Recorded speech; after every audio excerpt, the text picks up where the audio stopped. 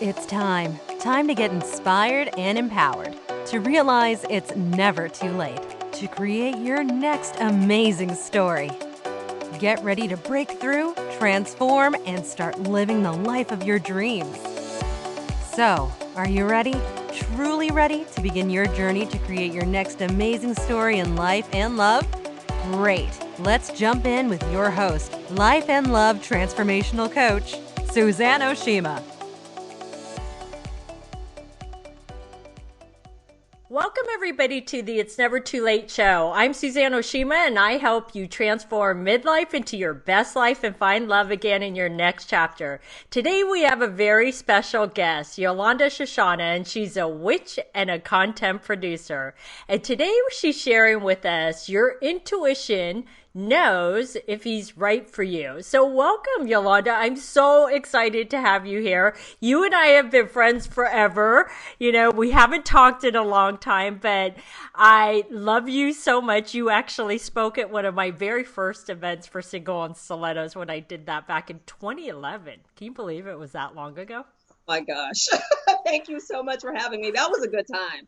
I still have people that follow me to this day from that event. Come up to me. Yes. That's so funny. Well, I would love for you to share with the ladies, like, what is a witch? Because I know everyone's thinking, you know, Halloween. Oh, is that? I don't know what that means. So what does it mean to be a witch? All right. So, I mean, when you find the word witch and when you ask a witch, you're going to find a lot of different definitions. But the main thing is we really all are about nature. You'll find that a lot of witches are psychics, some are not.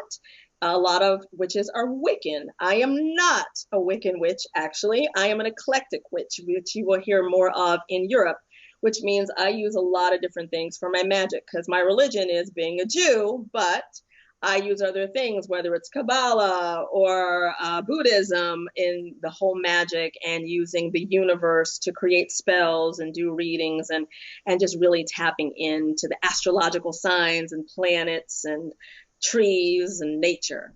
Mm-hmm. Interesting. So let's just jump into this. So how can a woman really tap into her intuition to figure out if a man is really right for her? Yes, I would definitely say get in tune with your chakras. I think that's a good way of putting it because people will tell you, oh, just trust your intuition. And what does that really mean? Yeah. That can mean so many different things.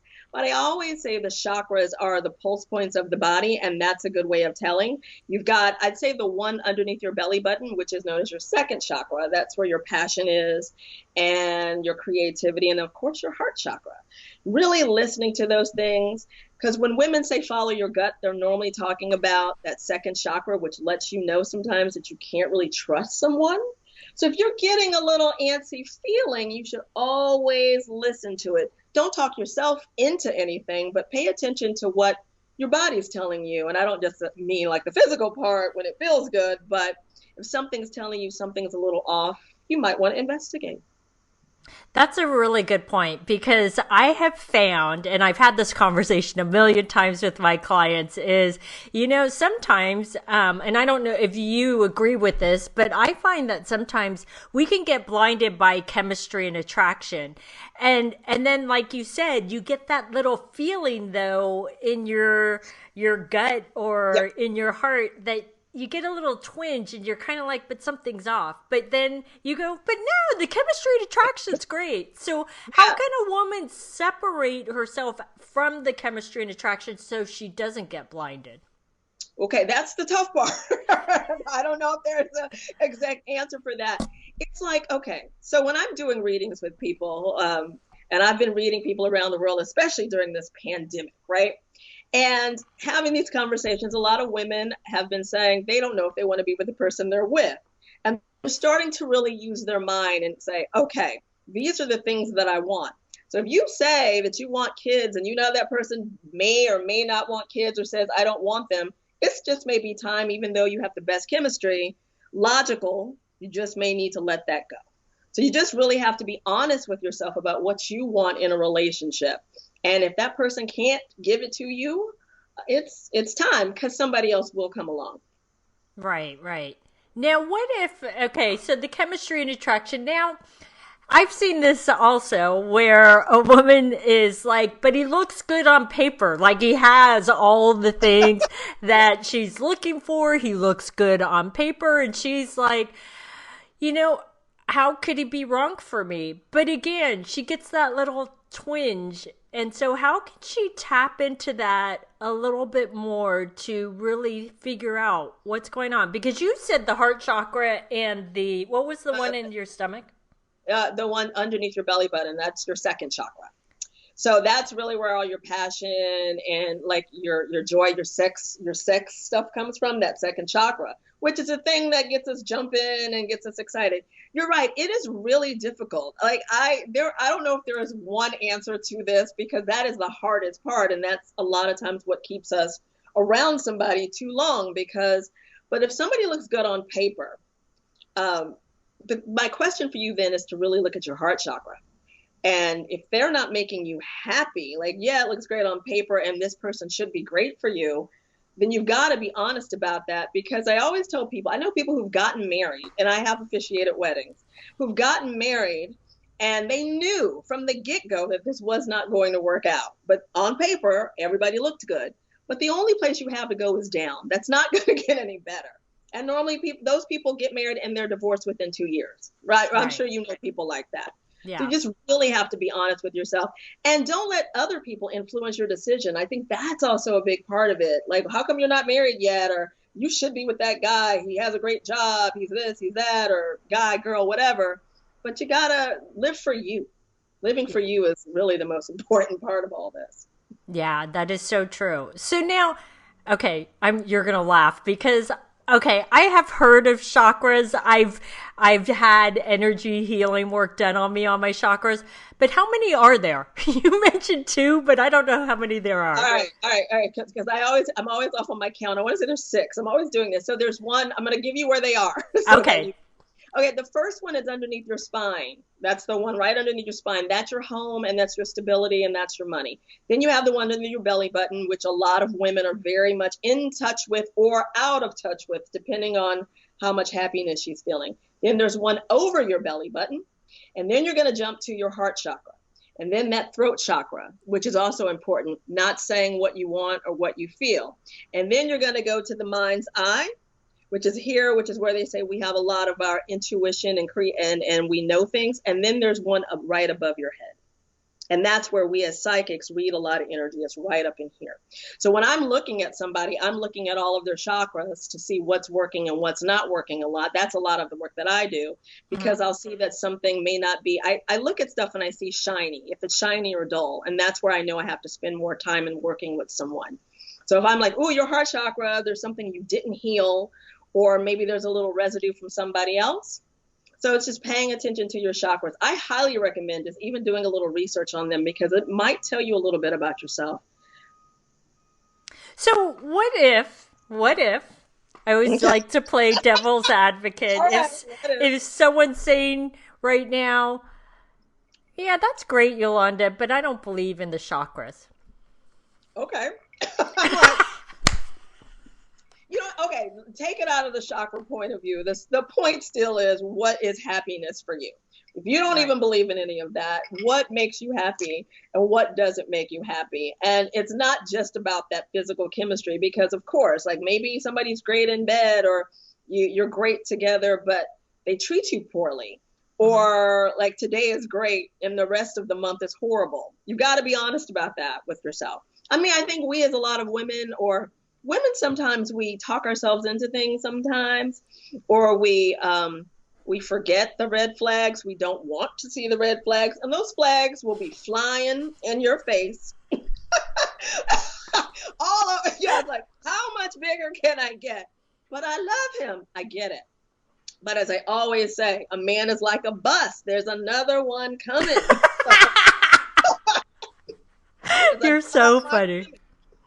Well, and the truth is, you can love somebody even with the red flags, but that doesn't mean that you were meant to be with them for the rest of your life, right?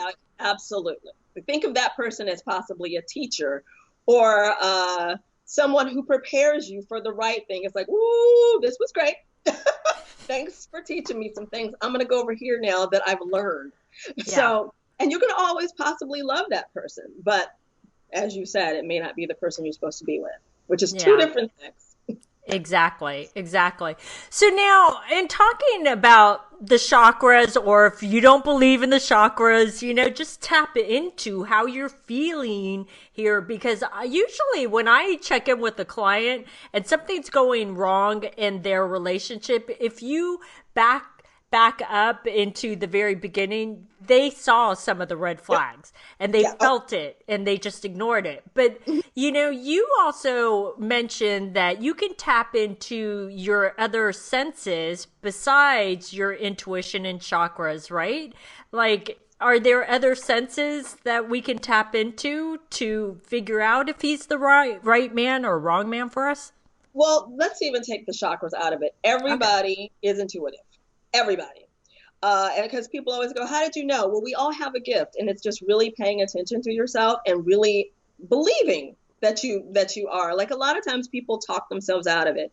We had this as children, like we were very open, and then later it's like we all had that imaginary friend or whatever it is, or cats are always seeing something, whether it's a ghost or that there's something else out there. Just really start to harness that and pay attention to it. And you can ask, it's kind of like asking yourself, like, what is it? What talks to me? What speaks to me? Sometimes it could be a word. It could be a spirit animal. I mean, there's just so many ways to get collective information, whether it's from the universe about a thing, a person, but you just really have to understand how you're getting that information. That's really key, because everybody's going to get information in different ways. Maybe it's that little voice in your head. That's your voice as well. That's telling you, pay attention to that. Or like I said, that weird feeling, whether you call it a chakra or not, but that feeling that something's off. Pay attention. It's like when people know that somebody's cheating on them. It's kind of like that sixth sense. That's like, I know something's not right. Pay attention to that at the beginning of every relationship, and in the middle, and in the end, and everything. Yeah, and that's so important, is what you said, is to pay attention to it, because I think sometimes we as women can ignore those little signs and then dismiss ourselves and say, oh, you're crazy. Why are you even thinking that, right? Yeah. Oh, absolutely. We talk ourselves out of it. Like, no, everything's okay. But pay attention and believe, and also maybe somebody talks you out of what you know. Yeah, that I was just going to bring up that point, because it's true. Sometimes when you are going, like you talked about the cheating thing, is something's off, and then maybe you bring it up to your spouse or your boyfriend or fiance, and then he dismisses it, gaslights you, and makes you feel like, how could you think that of me, right? It makes you feel this big for thinking that, right? When you were right on the money. I was watching this old episode of Law and Order: Criminal Intent. The woman found a whole other woman's underwear on the floor in the house. And he goes, oh, that's not mine. That's somebody I work with. And she believed him. And I'm like, come on, girl. Come on, girl. You're like, I know it's all right. Right. But it's true, though. Sometimes when you're in it, you can't see it. And I think also, it's interesting, because I interviewed another expert about betrayal, and she brought up a really great point. Is she said, we are trained to really believe the best in people. We don't believe that someone's going to do us wrong, or we don't want them to, right? And especially if we're in a relationship or marriage with them, we want to believe that they're like us, that they would do good by us. They would be, honest and not do those things. And so it's hard for us to go to that dark side, right? And think those things. Sure. Right? I mean, and why would we? I mean, it's like you want to believe this person would never hurt you in that way, especially though if you think your relationship's going well. It's like, wait, yeah.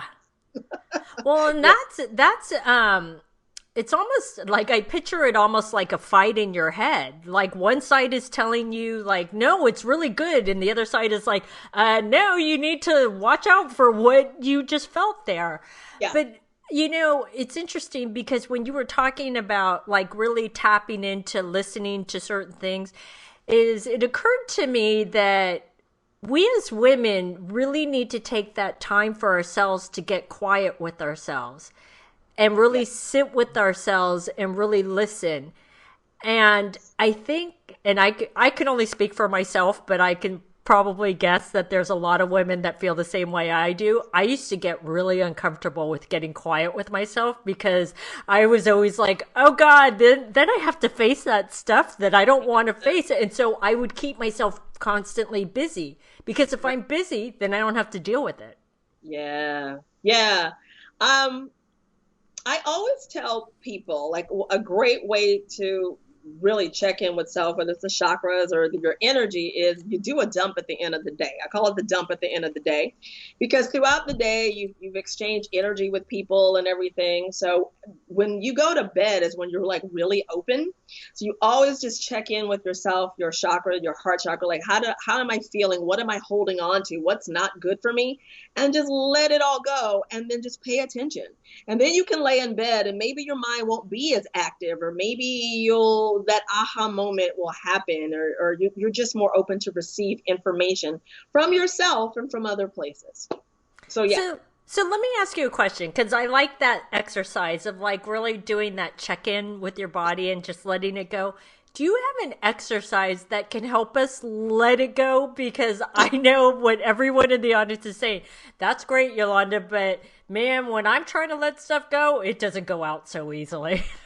I mean, I don't, whether it's an exercise, what I like to do is, because I can meditate a long time, but I don't think people have to meditate as long as some people say.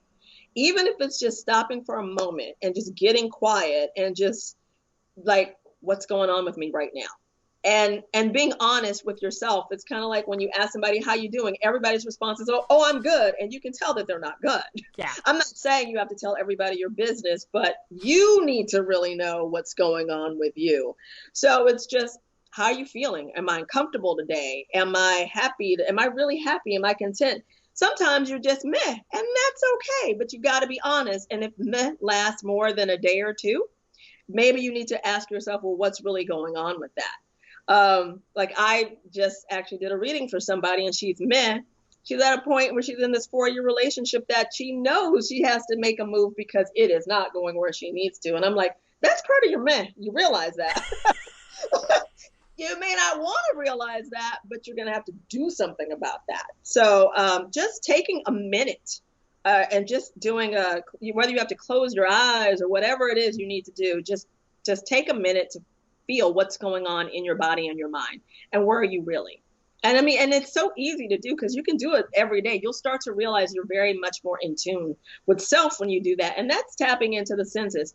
And you're just going to know more. You're going to like be on your own vibe. You'll get your vibration once you start doing more of that. Yeah, that's so true. So let me ask you, because you mentioned meditation, right? Mm-hmm. And everyone has their own form of meditation. And right. I'll be completely honest, I didn't get into meditation until just last year. All good. Which is shocking, but and part of the reason, I'll be honest, why I never got into meditation is because I always thought in my head that I had to follow a certain way. I didn't realize that you could make your own way of meditation, right? And what works best for you. And here's what I've noticed for myself, because now I'm obsessed with it. I do it twice a day. I do it first thing in the morning and last thing at night. It's the last thing I do before I go to bed. And here's what I've noticed about myself is that I'm much more in tune to myself. And when those little ums come up, and I also noticed, and this is huge for me, is that when I get thrown those curveballs, I realized something is I used to be really reactive, and now I'm more like, and then now I'm more responding instead of versus reacting. Right. And so I feel more grounded. I feel like an oak tree that has grown roots into the ground and like throw stuff at me. Go ahead. I got this. I got this. But my question for you is, for someone that doesn't do meditation, can you share with them the benefits that you've seen from meditation and how it can help people tap into that intuition? Well, I mean, what you just said, clearly, and then it really is calming, because once you start meditating, I would also call it like confidence, because you know yourself even more, and you know that it's going to be okay. Like, I used to hate it when my mom would be like, it could be worse, or it's going to be okay. But it would drive me absolutely crazy. But it's actually the truth. You're just more confident in everything. And as you said, you're more grounded. It is one of the most grounding things. And you're able to really get information from the universe, stuff that you need to know. And you will be told what to do, and you can follow that information. And that voice will sound like your own, though. Like I always tell people, like, because people go, well, what voice should be talking to me? My spirits, my guides. It's going to be in your voice, and that's how you're going to hear it. And you'll be more susceptible to that whether you meditate, what you want to call it, meditate, calm down. And you don't have to meditate for long. You can just do it for little intervals. Do what works for you. And once you start doing it, you're going to be able to do that anywhere and everywhere. You just kind of take it, even if it's just taking a deep breath and stepping back away from the situation. But it is one of the best things that you can possibly do to really tap into your senses and into your intuition, because then you're listening, because that's part of it. And when you really get into the habit of doing it, by the time that voice tells you what to do, you're already doing it. It's like hot. It's like the hottest, like, magical thing ever, because you're already like, I got you. I got this. So it's beautiful. Yeah, and it's so important to do it on a regular basis, right? Because I think sometimes we all look for those quick fixes, like when it all goes wrong, oh, then I need to fix this, so I'll do meditation. But you should do this on a regular basis, right? Right. Always do have something going on, or if you get bored, meditate, yoga, find something that you're always doing I always say to kind of like keep your chakras moving and grooving, or just to keep your energy flowing. I call it the energy flow, because that's since I'm a clairvoyant, I'm never in the room when I'm reading anyone. I just need the name. So for me, I'm looking at what does their energy look like and what's going on around them. What's their energy force? And because what you are doing, what you're feeling is going to come to you. You're attracting that as well. So it's all about just keeping your energy flowing, popping, positive, meditate, yoga, work out, run, spend time amongst the trees, be a tree hugger. It's really good for you. Great for you, actually. I know it's like people think it's funny, but I'm telling you, trees, plants. I think I've seen so many people buying plants this pandemic. Everybody had plants in their hand, and I have succulents all over my apartment now. So whatever that is for you, find your things. Yeah. Find your happy things. Yeah. It's true. And I look at it as trees and plants. I just feel like they're grounding. Like I said, I visualize an oak tree with really strong roots into the ground when I meditate. And I'm like, okay, I'm ready for this day. You could throw anything at me. So I love that you said that. So Yolanda, this has been amazing. So how can the ladies find you? If you go to yolandashoshana.com, my website, it connects to absolutely everything in my universe. That is me. Awesome. So ladies, go find her at her website, yolandashoshana.com. So thanks everybody for joining us on the It's Never Too Late show. My show is available both in video and podcast format, which can be found at yournextamazingstory.com. And if you would like to get my free video series, The Secrets About Men After 40 and Beyond, you can click right here on the video, or you can go to yournextamazingstory.com. Love today's episode of the It's Never Too Late show? Then head on over to yournextamazingstory.com to continue the conversation, get access to show notes, and get more amazing content.